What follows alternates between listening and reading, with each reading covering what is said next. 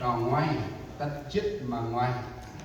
làm bún om hay kiếm nào ra người là ai thì kiếm nào ra người ráng nào ra anh em nào nói anh em lết nào ra anh em lết nào ngay anh em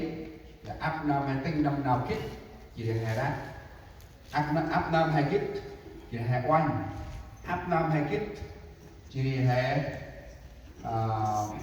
oanh riêng hỗ tròn này thì mình tin riêng trong nhà ôi ấy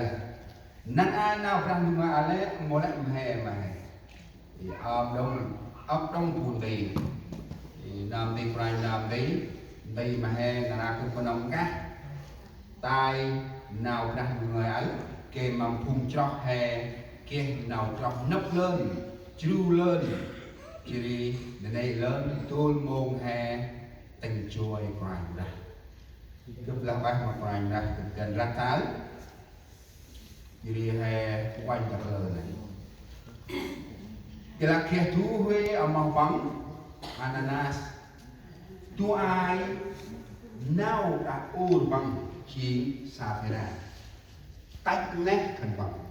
chỉ lý tu nào đã ôn bằng nhột krem tu có ở nóc rác tách nét rima nhột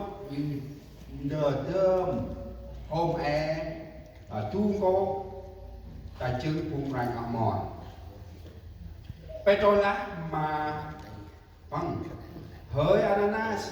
mambu brastan bing ler nuôi nằm mày tắt mày ngoài bro mà brang quá ngọc tu cô ở nó tách này nhà hàng tương đồng ta làm mày ấy họ tách nét này tỷ lệ bằng at home mà mày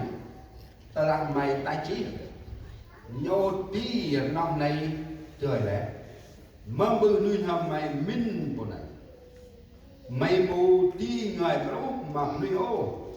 vậy là mày người bố mà gặp đúng ta lá ananas tăng nào ngoài nấy bằng chỉ lô ta nói chỉ đi khét vũ nam tăng lư nào này ta kịp ngân phù phù cầu đám tức sầm cốt clâm bắn chỉ đi tôn hành tập hành tập tương đồng Trap lá tầm 3 môn chỉ đi u vắng trap lá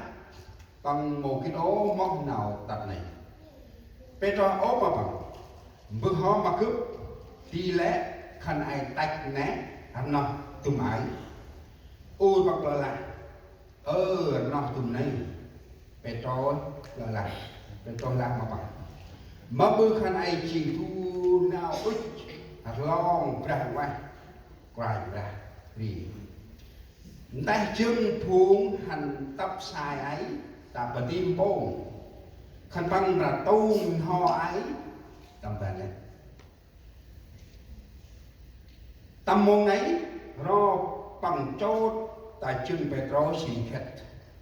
phuông phù câu đám xét chỉ sang đông u băng khét phù tôn băng hành tập